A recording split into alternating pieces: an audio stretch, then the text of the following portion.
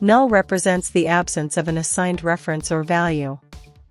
It is a literal that can be assigned to reference types, such as string, object, or custom classes, and nullable value types. A variable set to null does not reference any object or hold a valid value. Value types, int, double, bool, etc., cannot be null unless they are explicitly declared as nullable. Accessing members of a null reference causes a null reference exception.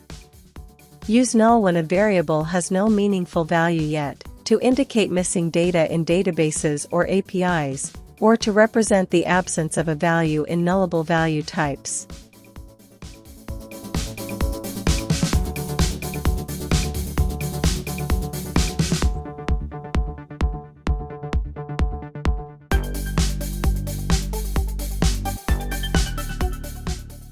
Accessing members of a null reference causes a null reference exception.